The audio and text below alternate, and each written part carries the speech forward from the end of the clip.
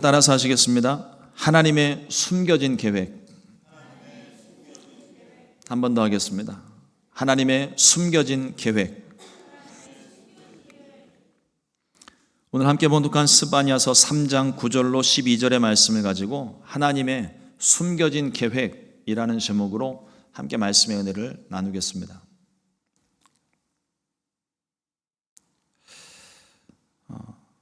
저희 학교 한 선배님께서 사랑하는 아내에게 프로포즈를 했던 이야기를 들려주신 적이 있습니다.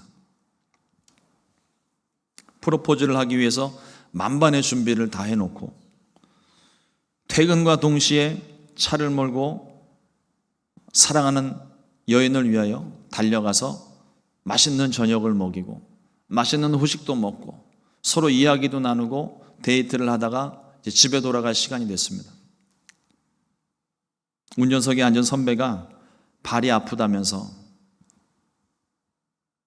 자기야 트렁크에 가서 나 운동화 좀 꺼내줄래? 이렇게 이야기를 했습니다. 느낌이 살살 오시죠? 사실은 프로포즈를 하기 위해서 차 트렁크에 수소 풍선을 가득히 담아놓고 그 풍선에 반지 상자를 끼워놓고 꽃다발과 함께 깜짝 이벤트를 준비하려고 모든 준비를 다 맞춰놓은 거예요. 가슴이 두근두근 이걸 어떻게 어느 때에 전달을 해야 될까 기회를 엿보다가 작심을 하고 이야기를 했는데 아내분이 차에서 내리면서 하는 말이 뭐 트렁크 이상한 거 준비한 거 아니지, 뭐 트렁크를 열었는데 풍선이 올라오고 반지가 나오고 꽃다발 있으면 뭐 이런 뻔한 수법이면 죽어 이랬대요. 이게 웬 날벼락 같은 소린가 싶어서 허겁지겁 쫓아나갔지만 이미 트렁크 문은 열려 있었고 풍선은 다 올라와 있고 반지 상자는 대롱대롱 매달려 있더랍니다. 낙심해서 풀이 죽어서 차에 돌아와 앉았는데 아내 되실 분이, 지금이 아내니까요, 아내 되실 분이 차에 타시면서 이런 거 안 해도 사랑해 이야기를 하면서 끝이 났다는 훈훈한 이야기가 있습니다. 감동을 주려다 도리어 감동받은 사연이었습니다. 흔히 프로포즈를 결혼을 위한 신호탄이라 생각을 하고 남몰래 은밀히 그리고 남들이 전혀 하지 않은 방식으로 온갖 이벤트를 준비하곤 합니다. 우리 하나님도 세상을 향한 이벤트를 준비하셨어요. 깜짝 서프라이즈가 아니라 세상을 향한 하나님의 놀라운 계획, 그리고 세상을 변화시킬 위대한 계획을 준비하셨습니다.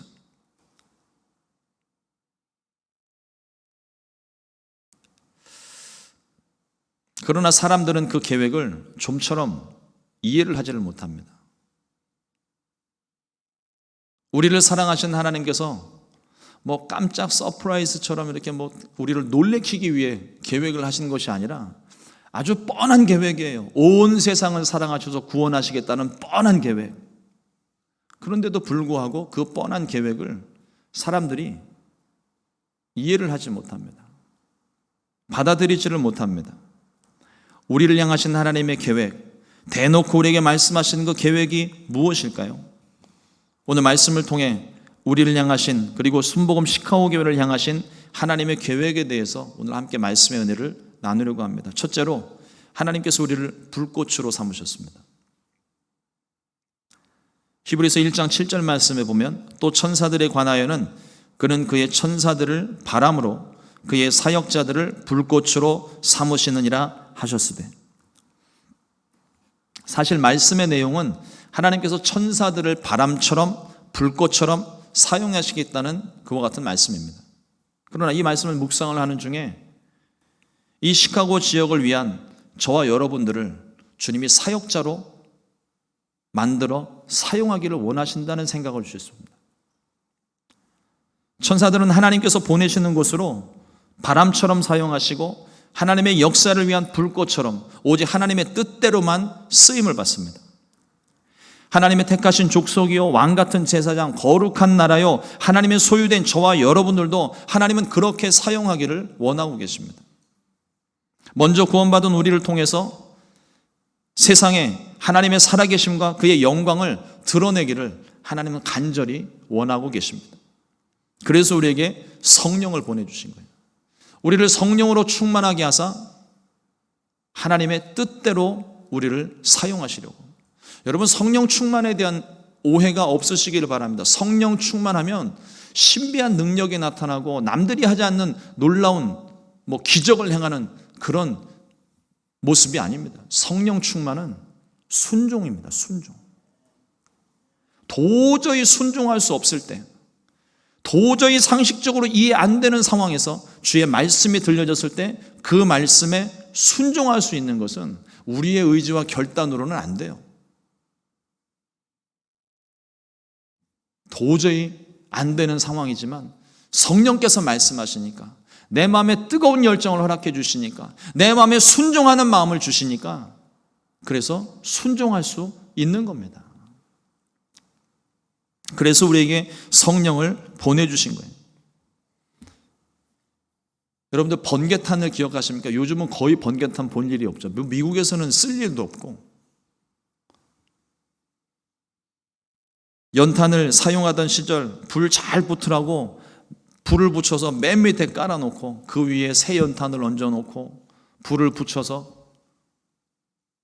한겨울을 따뜻하게 놨던 것입니다. 또 젊은 사람들에게 있어서는 캠핑을 가게 되면 장작불을 피울 때, 또 바베큐 그릴을 위해서 숯불을 피울 때 그 밑에 번개탄을 깔아놓고 불을 붙이죠.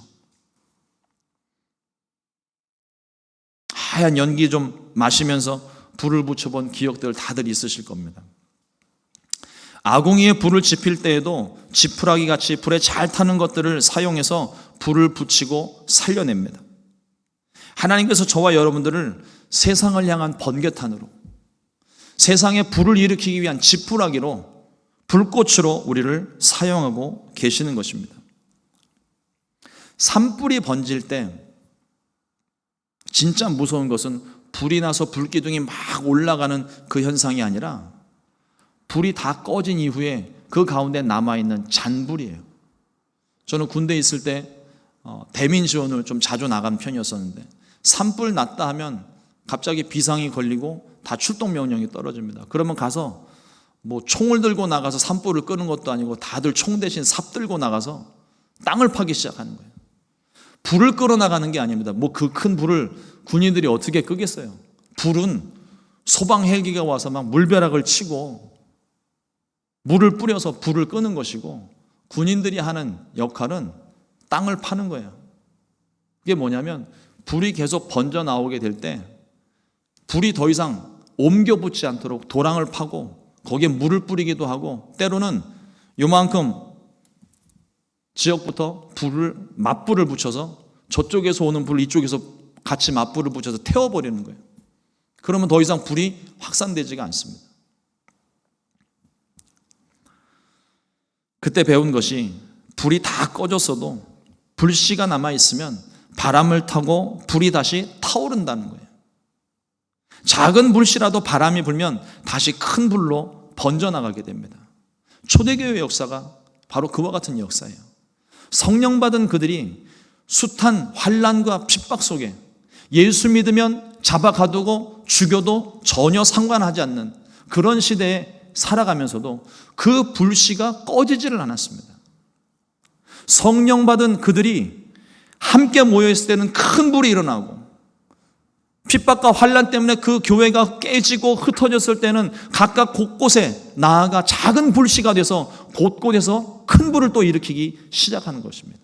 그래서 오늘날 이 교회가 지금까지 존재하고 있는 것입니다.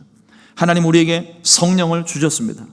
성령의 불로 우리를 불꽃으로 삼으시고 우리를 통해서 하나님의 살아계심과 우리를 향하신 하나님의 사랑을 전하도록 하셨습니다. 원수 마귀는 우리가 이 불을 옮기지 못하도록 우리의 모든 환경 가운데 문제를 일으키고 죄로 인하여 유혹하여 넘어뜨리고 낙심과 절망을 심어 우리 속에 있는 불을 자꾸만 끄려고 합니다.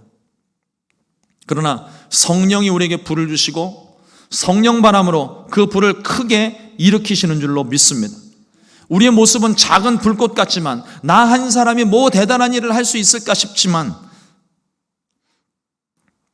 우리는 세상으로 퍼져가는 거룩한 불꽃이 되어야 할 줄로 믿습니다. 하나님께서 우리를 그렇게 사용하기를 원하시는 거예요. 냉랭하게 식어진 그 자리에 저와 여러분들, 성령 주시고 저와 여러분들을 보내셔서 그 자리를 따뜻한 자리로, 그 자리를 뜨거운 성령의 불이 일어나는 자리로 주님께서 사용하기를 원하시는 것입니다. 그러므로 성령 충만하게 되시기를 주님의 이름으로 축원합니다. 내가 가진 성령의 불을 옆 사람에게 옮기고 점점 확산되어져서 이 시카고 지역을 가득하게 뒤덮는 우리 순복음 시카고 교회가 되기를 주님의 이름으로 축원합니다. 둘째로, 하나님께서 숨겨놓으신 사람들이 있습니다.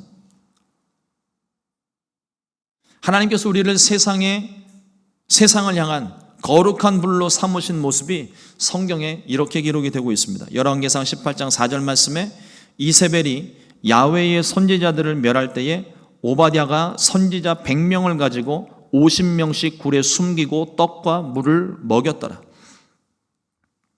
여기에 숨겨진 하나님의 숨겨진 놀라운 계획이 있습니다. 아합과 이세벨의 모진 핍박과 환난 속에서도 하나님께서 숨겨놓으신 하나님의 사람들이 존재했다는 사실입니다. 아합의 아내였던 이세벨이 엘리야가 가뭄을 선포한 것에 대한 보복으로 야훼의 선지자들을 다 잡아다 죽이고 있을 때, 하나님은 오바댜라는 하나님의 사람을 통해 하나님의 선지 생도들을 숨겨놓으셨습니다. 그 환난과 핍박이 무서워서 숨겨놓은 게 아니에요. 씨가 말라버리면 사역을 이어나갈 사람이 없습니다. 거룩한 불을 옮길 사람이 없는 거예요. 그래서 하나님께서 이 오바댜 선지자를 통하여서 하나님의 사람들을 숨기셨습니다. 성경에 보면 이 오바댜는 야훼를 지극히 경외하는 자라고 기록을 하고 있습니다. 하나님은 환난 가운데서도 하나님의 사람들을 숨기시고 또한 보호하십니다. 문제는 우리가 이 모든 과정을 알지 못하기 때문에 때로는 고난 앞에, 문제 앞에서 하나님을 원망하기도 하고 때로는 답답해하기도 합니다. 초조해하기도 하죠. 그러나 성경은 기록하기를, 빌립보서 4장 4절 말씀에 주 안에서 항상 기뻐하라. 내가 다시 말하노니 기뻐하라. 또 데살로니가전서 5장 16절로 18절 말씀에 항상 기뻐하라. 쉬지 말고 기도하라. 범사에 감사하라. 이것이 그리스도 예수 안에서 너희를 향하신 하나님의 뜻이니라 말씀합니다. 바울이 감옥에 갇혀 있을 때에 찬양과 감사를 쉬지 않았어요. 하나님께서 그 감사의 고백을 통하여 기적을 행하시고 바울과 실라를 지켜내셨습니다. 하나님은 우리 삶의 모든 것을 알고 계십니다. 하지만 우리는 하나님에 대해서 모든 것을 알지 못해요. 아니, 작은 계획 하나 조차도 우리는 다 깨닫지를 못합니다. 그래서 때때로 원망하기도 하고 불평하기도 합니다. 하나님은 때를 따라 돕는 은혜로 우리의 삶을 인도하십니다. 이 믿음이 있기 때문에 고난 가운데서도 우리가 믿음을 포기하지 않고 고난 가운데, 절망 가운데 하나님께 나와 기도하는 것입니다. 어려운 중에도 도우시고, 부족한 중에도 채우시고, 가로막힌 중에도 길을 여시며, 아픈 중에 고치시는 하나님이십니다. 그러므로 좋으신 하나님 아버지를 굳게 믿고 기쁨으로 감사하게 되시기를 주님의 이름으로 축원을 드립니다.